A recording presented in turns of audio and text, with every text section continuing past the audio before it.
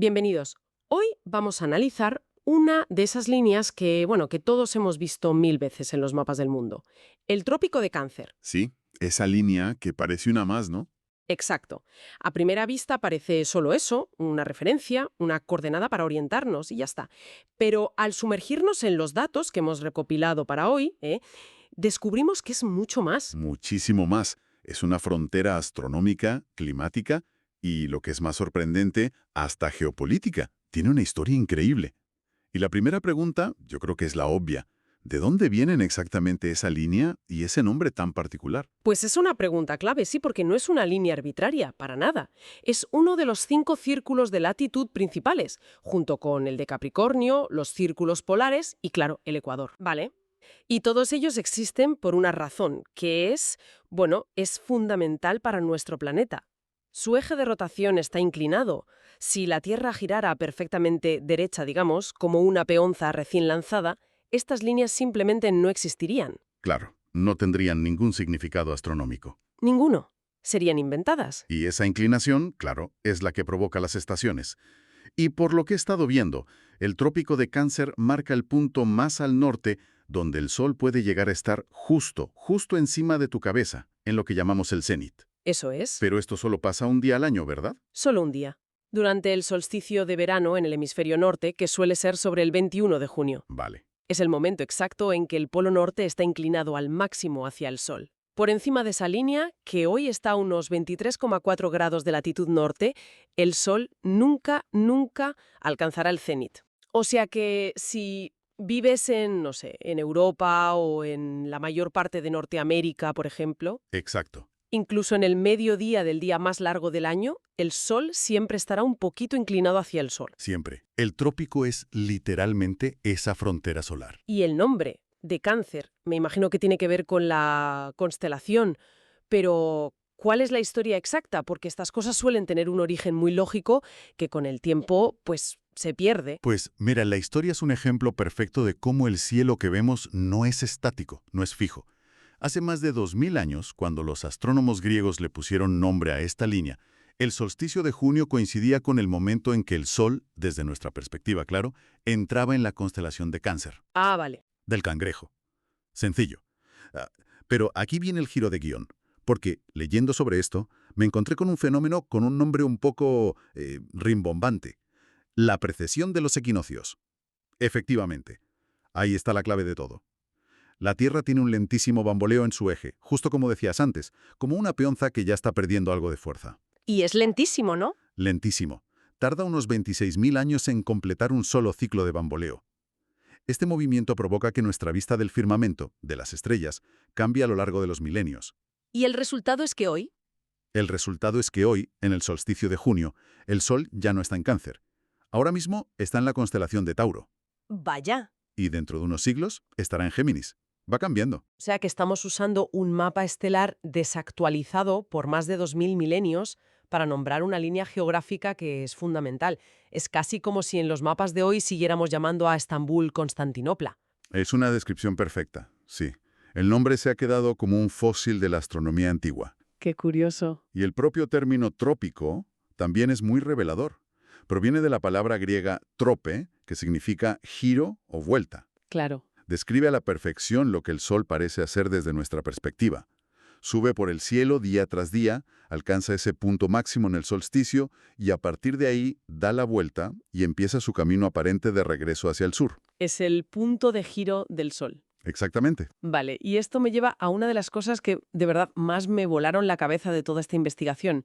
La posición del Trópico de Cáncer no es fija, se está moviendo. Sí, así es. No es solo que el nombre esté desactualizado, es que la línea en sí misma, la línea física sobre la Tierra, se desplaza cada año. Y no es un movimiento teórico, ¿eh? Es algo perfectamente medible y constante. Se está desplazando hacia el sur. Espera un momento porque la cifra es muy concreta. Leí que es casi medio segundo de arco de latitud al año. Para que nos hagamos una idea, esos son unos 15 metros. Unos 15 metros, sí. Me estás diciendo que cada año la línea que define el trópico está 15 metros más al sur que el año anterior. Esa es la cifra. Parece poco, pero es implacable.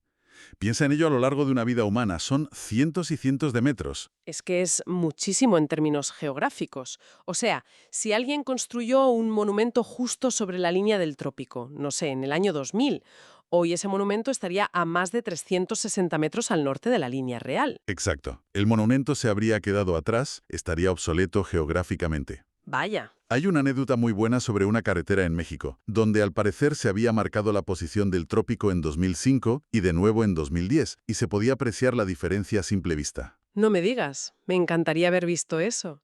Imagino la conversación con el de Obras Públicas. Oye, que hay que mover la señal del trópico de Cáncer otra vez. Sería genial.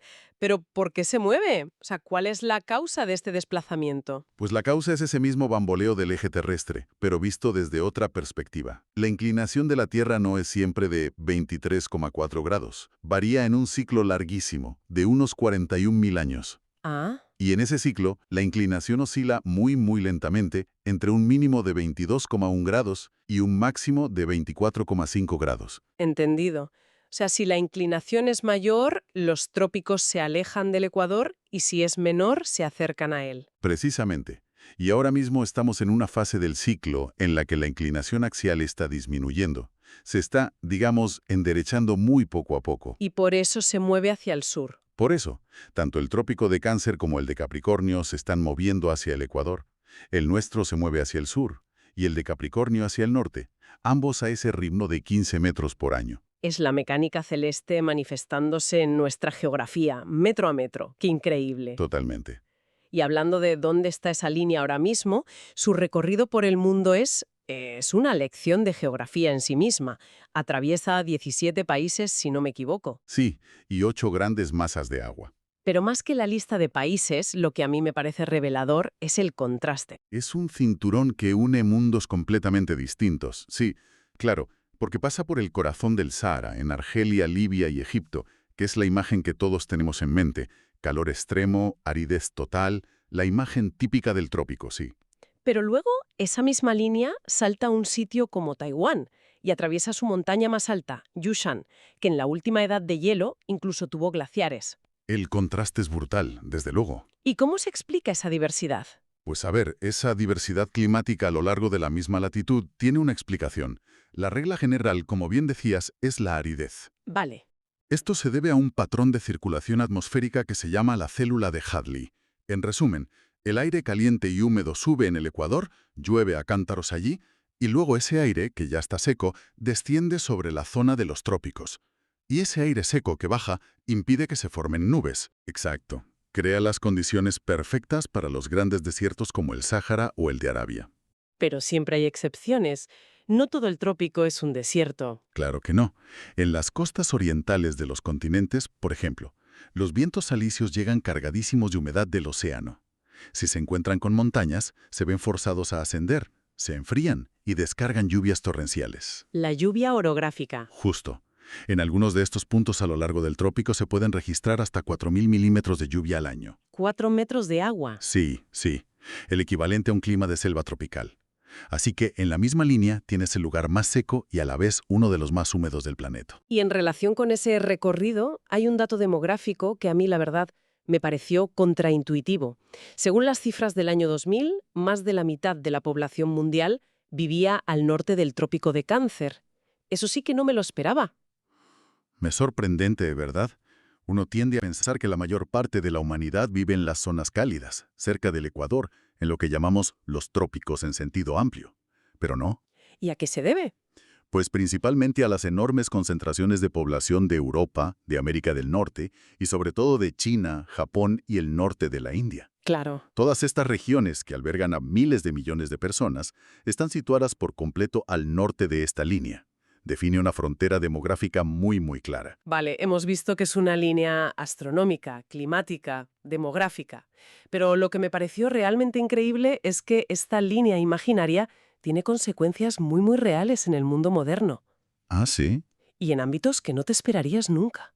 Por ejemplo, en la defensa militar. Este es, para mí, el dato más inesperado de todos. Fíjate. Resulta que el trópico de Cáncer marca el límite sur de la obligación de defensa mutua de la OTAN. ¿Tal cual? El famoso artículo 5 del tratado, el que dice que un ataque contra un miembro es un ataque contra todos, tiene una frontera geográfica. Y es esta. Y la implicación es que los países miembros no están obligados a defender un territorio de otro miembro que esté al sur de esta línea. Es alucinante cuando lo piensas. Es que lo es. Una línea definida por la inclinación de un planeta se convierte en una frontera política y estratégica con unas implicaciones enormes. Claro, piensa en territorios de países de la OTAN que están al sur.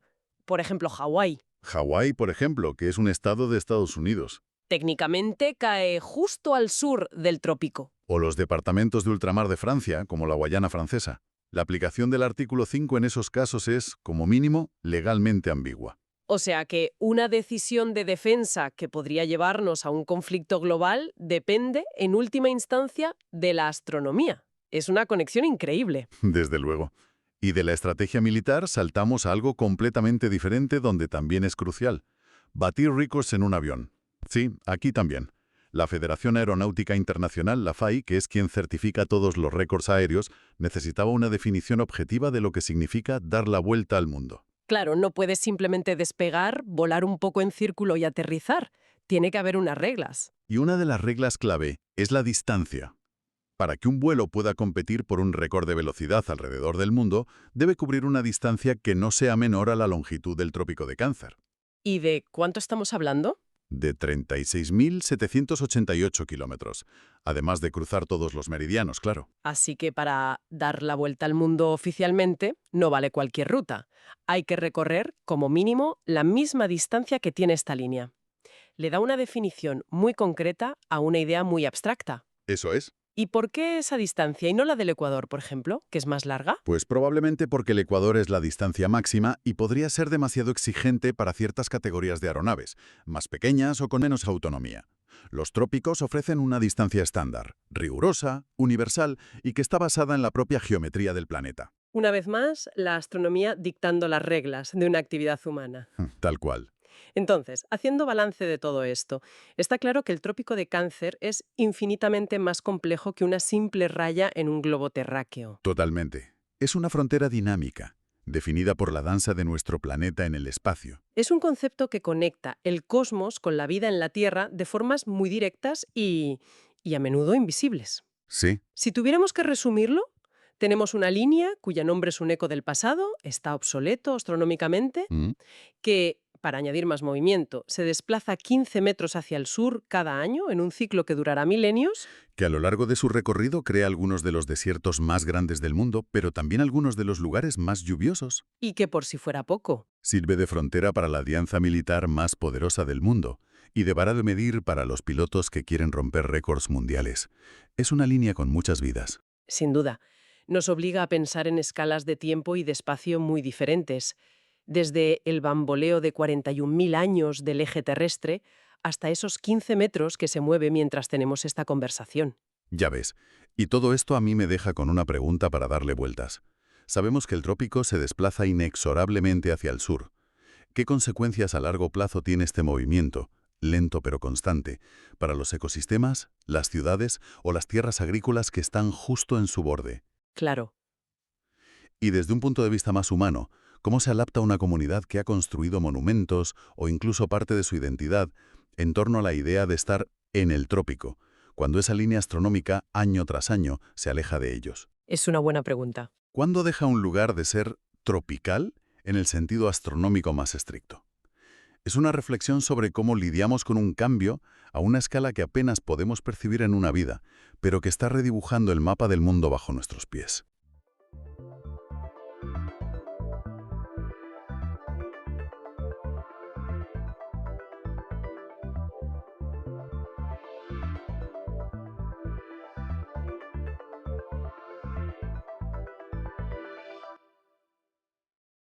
¿Alguna vez has abierto la nevera, has visto ese yogur que lleva ahí un tiempo o ese trozo de queso y te has hecho la pregunta del millón?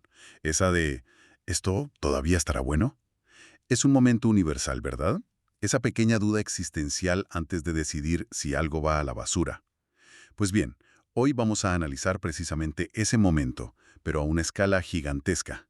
Tenemos sobre la mesa un estudio de la Comisión Europea recién publicado en marzo de 2025, que es una radiografía, completísima de nuestros hábitos.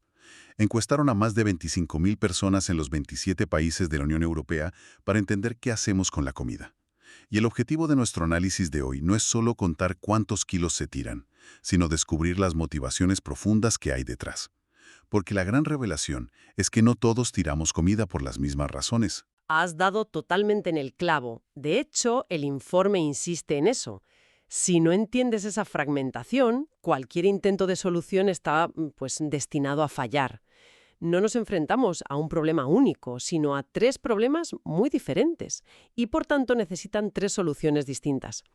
El estudio identifica 3 perfiles de consumidores y las cifras globales ya nos dan una primera foto muy clara.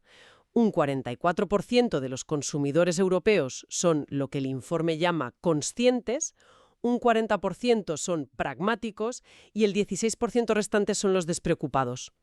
O sea, que ya de entrada tenemos 3 grupos muy definidos. Exacto. Y lo curioso es que el grupo más grande, los conscientes, a pesar de ese nombre tan prometedor, es el que esconde algunas de las contradicciones más fascinantes de todo el estudio. Entendido. O sea que no hay un único culpable, sino como 3 tribus distintas. A ver, empecemos por el que suena peor, el que parece el villano de la historia. Los despreocupados. Son el 16%, el grupo más pequeño, pero imagino que el más ruidoso en cuanto a desperdicio. Exactamente. Los datos lo confirman. Son los que más comida tiran y con más frecuencia.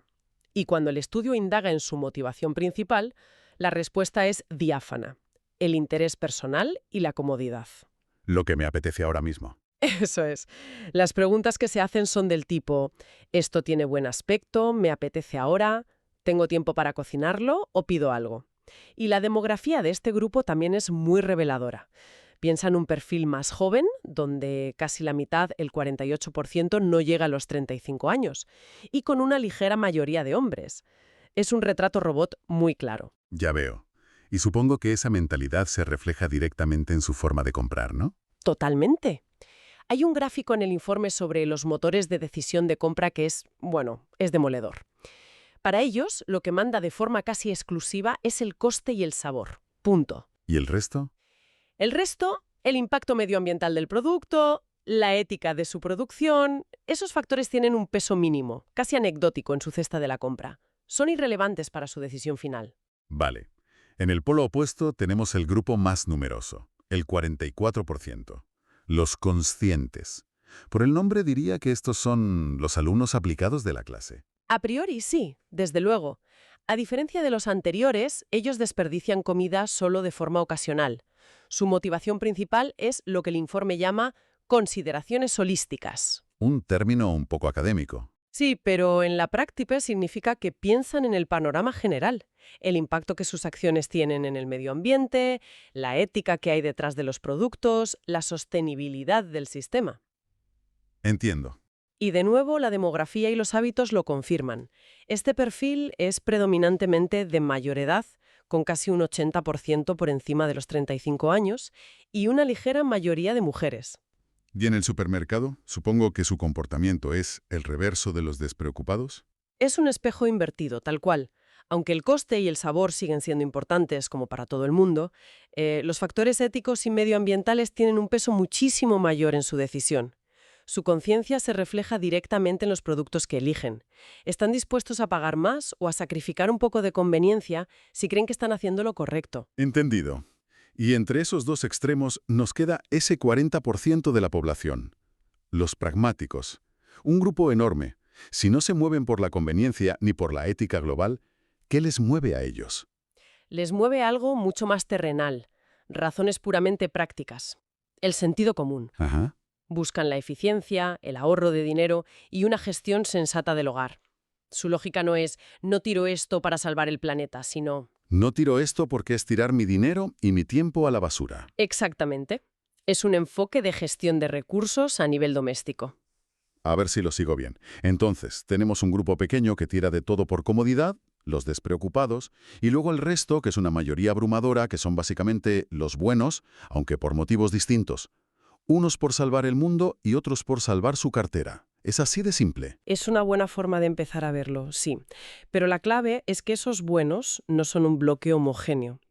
Y ahí está el problema. Tratamos de hablarles a todos con el mismo megáfono.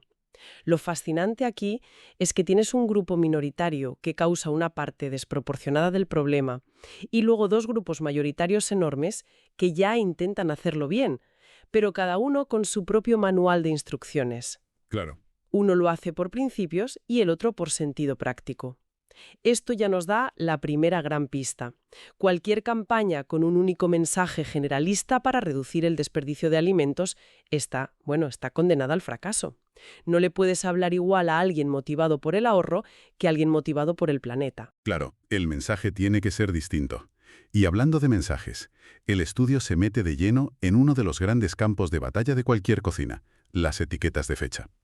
Esa confusión universal entre fecha de caducidad y consumir preferentemente antes de. Yo mismo confieso que a veces actúo más por intuición que por lo que pone en el envase. Pues no eres el único, desde luego. El informe dedica una sección entera a esto y los datos son, como poco, para echarse a temblar. El hallazgo principal es que absolutamente todos los grupos, sin excepción, necesitan mejorar drásticamente su comprensión de estas etiquetas. Todos. Todos. Pero los detalles son lo que de verdad rompe todos los esquemas. Venga, dispara las cifras. Empecemos por los despreocupados. Un 73% de ellos afirma que mira la etiqueta. Es un número sorprendentemente alto. Pero cuando se les pregunta si siguen las indicaciones correctamente, solo lo hace el 16%. Uf. Hay una desconexión total entre mirar y actuar. Vale, lo de los despreocupados tiene una lógica un poco cínica, ¿no? Miro la etiqueta, no me importa, la ignoro. Pero me cuesta creer que con los otros dos grupos, que sí se esfuerzan, los resultados sean tan malos. ¿Qué pasa con los pragmáticos? Con los pragmáticos la cosa mejora un poco, pero no es para tirar cohetes. El 47% mira la etiqueta y el 19% la sigue correctamente. Sigue siendo un porcentaje bajísimo, menos de 1 de cada 5. Pero la gran sorpresa, el dato que te obliga a releer el párrafo 3 veces, llega con los conscientes. Los más motivados, los que compran pensando en el planeta. Esos mismos. Pues bien, solo el 46% de ellos mira la etiqueta de forma habitual. Y aquí viene lo increíble. Un alarmante 4% sigue las indicaciones correctamente. Espera. ¿Cómo? 4 de cada 100. ¿Un 4%? Pero... Rebobina. ¿Me estás diciendo que el grupo que más se preocupa por el impacto global de sus acciones es el que peor interpreta las etiquetas? Eso no tiene ningún sentido. Es una paradoja tremenda. ¿Cómo es posible? Esto plantea una pregunta importantísima. El informe no especifica las causas exactas, pero podemos teorizar.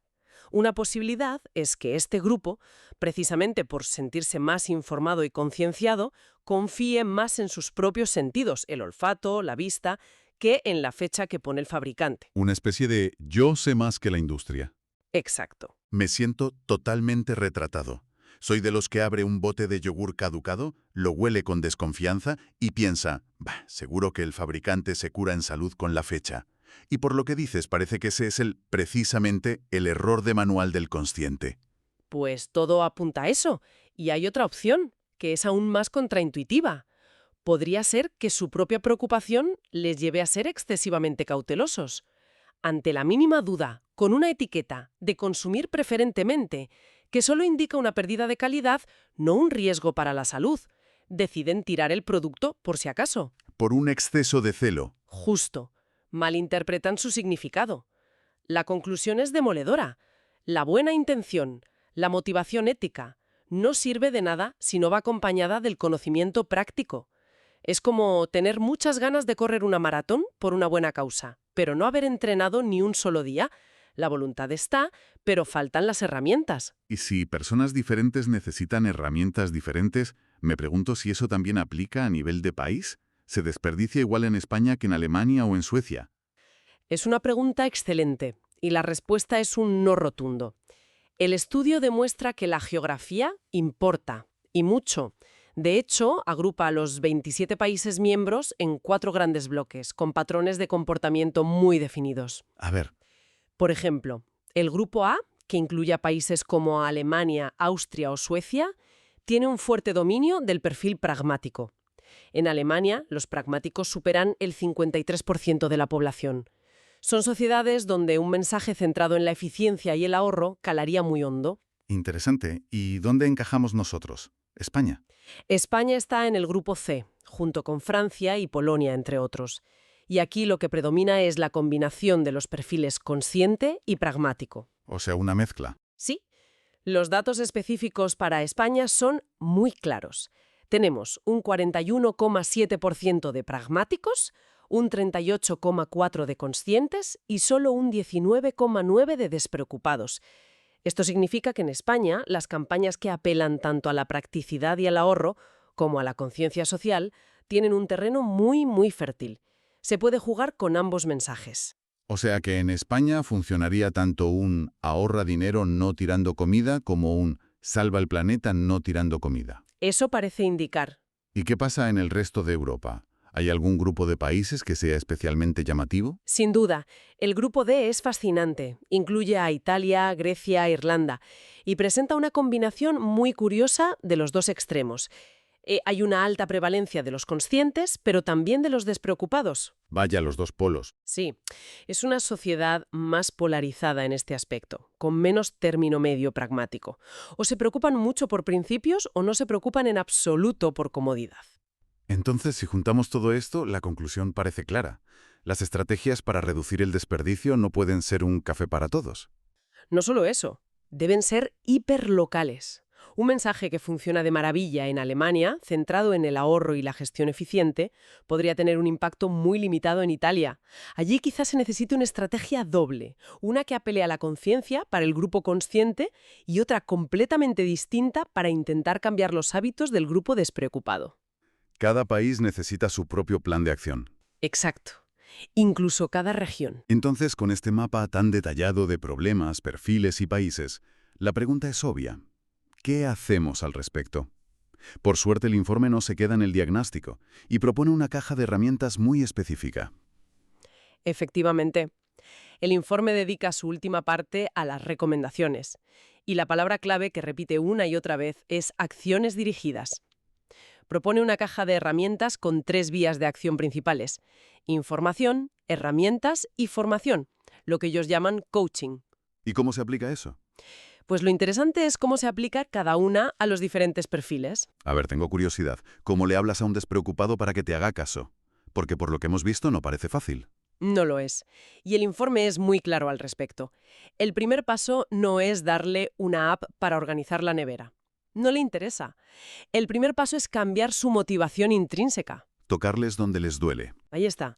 Se necesitan campañas de sensibilización muy directas que conecten el acto de tirar comida con algo que sí les importa, el ahorro de dinero.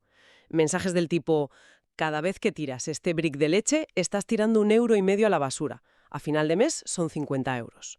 Solo cuando se ha creado esa conciencia inicial, ese dolor en el bolsillo, se les pueden empezar a ofrecer consejos prácticos. Ah, claro. A los despreocupados no les puedes vender un taller de cocina sostenible de entrada. Tienes que empezar por la cartera. Tiene todo el sentido. Y para los conscientes, el grupo que tenía la motivación por las nubes pero suspendían la práctica. Para los conscientes es justo lo contrario. Ellos ya tienen la motivación, el porqué. Les falta desesperadamente el cómo. No necesitan más discursos sobre el estado del planeta. Ya están convencidos. Lo que necesitan son herramientas prácticas y concretas. Plantillas para listas de la compra, medidores de porciones, apps de recetas para aprovechar sobras. Cosas útiles para el día a día. Justo. Imanes informativos para la nevera que expliquen con dibujos la diferencia entre las fechas. Son el público perfecto para talleres de cocina, formaciones y todo tipo de coaching, porque se inscribirían voluntariamente con entusiasmo. Y por último, los pragmáticos. El grupo que ya lo hace bastante bien por su cuenta. ¿Qué se les puede ofrecer a ellos? Para los pragmáticos, el objetivo no es cambiar nada, sino reforzar y potenciar sus habilidades. No hay que tocar su motivación, que ya es sólida. Hay que darles información que les ayude a ser aún más eficientes. Pequeños trucos, optimización. Exacto. Consejos avanzados de conservación de alimentos, formas de optimizar la planificación de comidas para ahorrar aún más tiempo y dinero. Se trata de ayudarles a salvar esa pequeña distancia que a veces existe entre su intención de no desperdiciar y la acción final. Es darles herramientas para ser una versión 2.0 de lo que ya son. O sea que es un baile muy delicado. Mucho. A los conscientes no hay que darles sermones, sino habilidades. A los pragmáticos y a los despreocupados, en cambio, hay que atraerlos a esas formaciones con mensajes muy específicos, a unos hablándoles de ahorro y a los otros directamente a la cartera. No se puede usar el mismo cartel para todos, es pura segmentación de marketing aplicada a una causa social. La verdad es que el informe dibuja un mapa increíblemente detallado y útil. Si tuviéramos que resumir el análisis de hoy, las ideas claves serían 3. Primero, y fundamental, que no existe un único tipo de desperdiciador. Hay al menos 3 perfiles muy distintos, movidos por la conveniencia, la conciencia o la practicidad. Segundo, que la confusión con el etiquetado de fechas es un problema gigantesco y transversal. Afecta a todo el mundo, pero, paradójicamente, es más grave en el grupo que, en teoría, está más concienciado. La intención por sí sola no es suficiente. Y tercero, y quizás lo más importante para quienes diseñan políticas públicas, es que las soluciones deben ser personalizadas. La talla única no sirve. La receta que funciona en Suecia no tiene por qué funcionar en España. Y el mensaje para un consciente puede ser contraproducente para un despreocupado. Totalmente. Y todo esto nos deja con una reflexión final para darle vueltas. El estudio se centra, lógicamente, en la responsabilidad y el comportamiento del consumidor. Nos da un mapa para entender qué pasa dentro de nuestros hogares. Pero sabiendo lo que ahora sabemos, que uno de los mayores puntos de fricción, una de las principales causas de desperdicio, es la incorrecta interpretación de las etiquetas de fecha. La pregunta es inevitable, claro. Exacto. El pensamiento final que nos deja este análisis es, ahora que entendemos mucho mejor el papel de quien consume y sus limitaciones, ¿cómo cambia esto nuestra percepción sobre la responsabilidad de las grandes empresas y los supermercados? ¿El etiquetado de fechas es solo un problema de comprensión del consumidor que debemos solucionar con educación? ¿O es también, y quizás sobre todo, un problema de cómo la propia industria lo diseña y utiliza? Quizá de forma deliberadamente ambigua o excesivamente conservadora, para fomentar un ciclo de consumo más rápido y, en última instancia, más ventas? La verdad es que te deja pensando.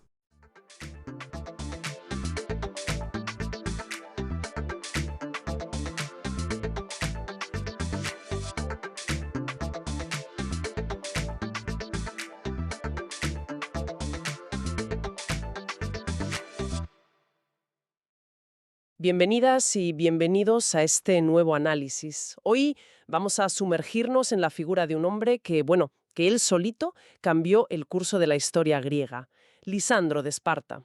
No hablamos solo del general que ganó la guerra del Peloponeso, sino del arquitecto de una nueva forma de entender el poder. Tenemos fuentes, sobre todo una biografía muy detallada, que nos dibujan un retrato complejo, lleno de contradicciones. Y esa es un poco la misión de hoy, entender cómo un hombre de orígenes, digamos, humildes, llegó a ser la persona más poderosa de Grecia. Y sobre todo, ¿qué métodos usó? Métodos a menudo brutales y, desde luego, nada espartanos. Es que la historia de Lisandro es fascinante, porque dinamita por completo el estereotipo que tenemos del espartano. Él introduce en Esparta conceptos que le eran totalmente ajenos. El poder del dinero, la diplomacia personal y lo más revolucionario de todo, la idea de que la lealtad podía ser hacia una persona, no hacia el Estado. Lisandro, en esencia, le enseñó a Esparta que la victoria se podía comprar. Y esa idea acabó siendo su veneno. Vale, pues vamos a desgranar esto. Empecemos por el principio, porque sus orígenes ya son una anomalía. No pertenecía a ninguna de las dos familias reales de Esparta, lo que, ya te dejaba en un segundo plano. Su padre era un Heráclida, sí, pero de una rama menor.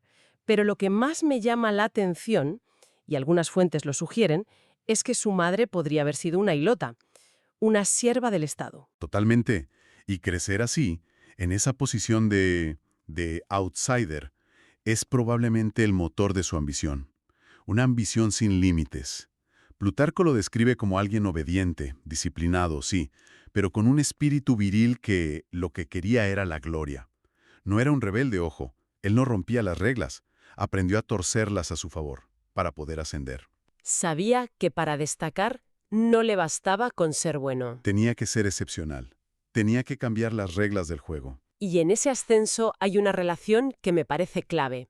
De joven fue el Erastés del futuro rey Agesilao II. A ver, una especie de mentor y amante, en la tradición espartana. Cómo alguien de su origen consigue ser mentor de un príncipe. Eso ya nos dice algo. Es una pregunta excelente. Probablemente ya había demostrado un talento fuera de lo común, algo que llamó la atención de las élites. Y esa relación no era solo personal, era una inversión política a largo plazo. Al forjarse ese vínculo tan estrecho con un futuro rey, Lisandro se estaba asegurando un aliado en la cima del poder. Fue su primer gran movimiento estratégico. Y esa visión a largo plazo, desde luego, define toda su carrera. Cuando por fin lo nombran Nabarca, almirante, en el 408 a.C., pues uno esperaría que fuera directo a buscar a la flota ateniense. Pero no. Su primer viaje es a Sardes, a la corte de Ciro el Joven, el hijo del rey persa. Un momento, los persas, los mismos de las Termópilas. ¿No era eso traicionar todo lo que Esparta representaba? Desde un punto de vista ideológico, era una herejía. El discurso oficial de Esparta era liderar a los griegos contra los persas, pero Lisandro era un pragmático absoluto. Entendió algo que sus predecesores, pues, no vieron, que la guerra ya no se ganaba solo con soldados en el campo de batalla. Esta era una guerra de desgaste, de recursos. Y Atenas tenía el dinero de su imperio. Exacto. Esparta necesitaba un mecenas. Y el único con los bolsillos lo bastante profundos era el gran rey de Persia. Es fascinante. O sea, no va a buscar barcos, va a buscar un banquero. Y la fuente destaca la increíble relación personal que forja con Ciro. No es un simple acuerdo, se hacen amigos. Y ahí vemos al innovador en acción. ¿Qué es lo primero que hace con el dinero persa? Sube el sueldo de sus remeros, de 3 a 4 óvulos diarios. Puede parecer un detalle menor, pero fue un golpe de genio. Totalmente. Con esa simple medida estaba librando una guerra económica. Claro, porque no solo tienes a tus tripulaciones contentísimas, es que lanzas un misil a la línea de flotación de Atenas. Los remeros atenienses, que eran ciudadanos pobres o mercenarios, empezaron a desertar en masa. Se iban a la flota de Lisandro, donde pagaban mejor. Estabas desmantelando la flota enemiga sin disparar ni una flecha. Increíble. Y no se detuvo ahí. Su estrategia era doble. Mientras minaba al enemigo con dinero, construía su propia base de poder. Convocó a los líderes oligarcas de las ciudades jonias y les hizo una promesa muy simple. Ayudadme, y cuando ganemos, os entregaré el poder en vuestras ciudades. Estaba creando una red de lealtad personal. ¿Justo? Esos hombres no le debían fidelidad a Esparta, se la debían a él, a Lisandro. Era un imperio personal, con un barniz espartano. Esta maquinaria que montó es impresionante, pero, claro, necesitaba victorias militares. ¿Cómo aplicó esa misma astucia en el combate? Pues su primera gran victoria, en Notio, es el ejemplo perfecto. Se enfrenta a la flota de Alcibiades, un general brillante, pero errático. Un espartano tradicional habría buscado la batalla decisiva. Lisandro, en cambio, espera. Se niega a combatir. Exacto. Deja que los sueldos hagan su trabajo, que las deserciones mermen al enemigo. Y solo cuando Alcibiades se ausenta, y su segundo comete un error de bulto, ataca. Y gana. No buscaba la gloria, buscaba el resultado con el mínimo riesgo. Pero justo después de esa victoria le pasa algo muy espartano. La ley le prohíbe ser navarca 2 años seguidos. Tiene que ceder el mando. Y aquí vemos su lado más oscuro. Antes de irse, devuelve todo el dinero persa que le sobraba a Ciro. Un acto de sabotaje en toda regla. Deja a su sucesor, Calicrátidas, que era un espartano de la vieja escuela, al mando de una flota enorme pero sin un solo óbolo para pagar a la tripulación. Calicrátidas, que además despreciaba tener que mendigar dinero a los persas, se vio completamente bloqueado. Un momento, pero ¿sabotear a su propio sucesor? Eso suena a traición. ¿No ponía en riesgo toda la guerra por su propio ego? Sí, pero es que Lisandro ya se había vuelto indispensable. Su red de contactos, su amistad con Ciro, nadie más podía manejar eso. Y el destino jugó a su favor. Calicrátidas muere en la batalla de las Arginusas. De repente, todas las ciudades aliadas y el propio Ciro envían embajadas a Esparta con un único mensaje. Queremos a Lisandro de vuelta. La presión debió ser inmensa. Tantísimo que los éforos, el gobierno, tienen que inventarse una fórmula legal para saltarse sus propias leyes. No pueden volver a nombrarlo Navarca, así que lo nombran Epistoleus, un segundo al mando que en la práctica tenía todo el poder. Y con ese poder vuelve, pero sin miramientos. La fuente menciona un episodio terrible en Mileto. Antes de ir a por los atenienses, se detiene y ayuda a sus partidarios oligarcas a masacrar a los líderes del Partido Democrático. Ya no es solo guerra contra el enemigo, es purga política interna. Lo que nos lleva al momento que define toda la guerra, Egóspotamos, en el 405 a.C. Es la última carta de Atenas. Su flota persigue a la de Lisandro para forzar una batalla. Durante 4 días seguidos los atenienses salen a luchar y Lisandro se niega a moverse. La misma táctica de Notio, pero a lo grande. Exacto. Estudiar al enemigo. Esperar el error. Se dio cuenta de que cada tarde los marineros atenienses, frustrados, confiados, desembarcaban para buscar comida. Dejaban los barcos casi vacíos en la playa. No me digas. Al 5.º día, cuando vio que la rutina se repetía, dio la señal. Su flota atacó por sorpresa. No fue una batalla, fue una masacre. Capturó 170 trirremes atenienses, casi toda su armada, sin apenas combatir. En una tarde. En una sola tarde, una guerra de 27 años se había terminado. Con la flota ateniense destruida, el Egeo es suyo. Y entonces empieza a cobrar las promesas que había hecho. Recorre las ciudades instaurando lo que las fuentes llaman democrarquias. ¿Qué eran exactamente? Gobernaban sus ciudades con poder absoluto. Pero, y aquí está el matiz, en cada ciudad Lisandro dejaba una guarnición espartana y un gobernador militar para asegurarse de que le respondían solo a él. O sea que no era una Liberación del yugo ateniense, era un cambio de amo. Precisamente. Y el nuevo amo era él, Lisandro, no Esparta. ¿Había construido un imperio personal? El acto final de su triunfo es la humillación de Atenas. En la primavera del 404 entra en el Pireo. Ordena derribar las murallas largas, el símbolo del poder naval ateniense, mientras los músicos tocan la flauta, como si fuera una fiesta. Y para mayor crueldad, elige el aniversario de la batalla de Salamina. La mayor victoria de Atenas sobre los persas. Es de una crueldad psicológica tremenda. Hay que imaginarse la escena, la música de celebración mientras se destruye el símbolo de una ciudad. Y no se detiene ahí. Supervisa la abolición de la democracia e impone el gobierno de los 30 tiranos. Y para no dejar cabos sueltos... Organiza el asesinato de Alcibiades, que estaba exiliado en Persia. Exacto. Y con la victoria llega el botín.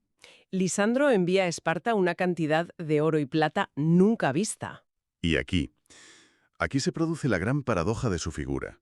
Durante siglos, la ley espartana había prohibido la posesión privada de metales preciosos. Los consideraban la fuente de toda corrupción. Es increíble. Para salvar a Esparta tuvo que introducir el mismo veneno que sus leyes intentaban evitar. Y Plutarco lo deja muy claro. Ese dinero corrompió a Esparta desde dentro. Despertó la codicia, el lujo. El caso del general Gilipo, un héroe de guerra que fue sorprendido robando parte del tesoro. Es el síntoma perfecto de la enfermedad que Lisandro, sin quererlo, había introducido en el corazón del Estado. Pero este poder absoluto, casi imperial, no le dura mucho. La democracia en Atenas se restaura apenas un año después. Y, lo que es más importante, su antiguo protegido, Agesilao, sube al trono. Y empieza a ver la enorme influencia de Lisandro como una amenaza. La relación se envenena. Agesilao, en una campaña en Asia, margina a Lisandro de forma deliberada. Lo envía a una misión secundaria, lejos del centro de poder. Es la clásica historia del maestro que es apartado por su antiguo discípulo. Frustrado, resentido, Lisandro vuelve a Esparta y maniobra para iniciar una nueva guerra, la de Corinto. Pero su final es casi una burla del destino. Muere en la batalla de Haliarto de una forma impropia de un estratega tan calculador. Se acerca demasiado a las murallas de la ciudad y lo abaten. Un error de principiante. Quizás la arrogancia, la prisa por conseguir una nueva victoria, le nublaron el juicio. Es un final profundamente irónico. El hombre que ganó una guerra de 30 años con paciencia y engaño muere por un simple exceso de confianza. Y el epílogo es aún más extraño. Tras su muerte, sus enemigos descubren un supuesto plan secreto suyo. Quería abolir la monarquía hereditaria de Esparta y convertirla en una institución electiva, abriendo la puerta a que alguien como él pudiera ser rey. ¿Hay algo de verdad en esto? Es imposible saberlo. pudo ser propaganda póstuma para destruir su reputación. Pero, sea real o no, el simple hecho de que se planteara esa posibilidad nos dice mucho del temor que inspiraba. Su poder había crecido tanto que la idea de que quisiera derrocar el sistema milenario de Esparta resultaba creíble. Entonces, ¿cómo resumimos su legado? Por un lado, la crueldad, la perfidia, pero por otro, un carisma arrollador. La fuente nos da un dato que me dejó helada. Fue el primer griego en ser venerado como un dios en vida. Ciudades como Samos le levantaron altares. Llamaron a sus fiestas religiosas lisandreas. Ahí está la dualidad. Fue un genio militar y un innovador político. Le dio a Esparta una hegemonía que nunca había soñado, pero lo hizo construyendo un sistema basado en la lealtad personal, el dinero extranjero y la tiranía, conceptos que eran la antítesis del ideal espartano. Se le atribuyen dos frases que son como un autorretrato. Una es: donde no alcanza la piel de león, hay que coserle la de la zorra. La otra, su jactancia de que engañaba a los niños con dados y a los hombres con juramentos. Pragmatismo brutal. Y esa es la clave. Lisandro aseguró la victoria de Esparta, pero el precio fue el alma espartana. Al introducir la riqueza, la ambición individual y la política de poder personal, plantó las semillas que, en apenas una generación, llevarían al colapso de esa misma hegemonía. Ganó la guerra, pero quizá provocó que Esparta perdiera la paz. Y esto nos deja con una reflexión final.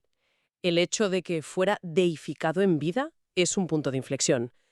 ¿Qué nos dice de una sociedad, de cualquier sociedad, cuando empieza a tratar como a un dios a una figura política conocida tanto por sus victorias como por su crueldad y su falta de escrúpulos? Es una pregunta que creo resuena mucho más allá de la antigua Grecia.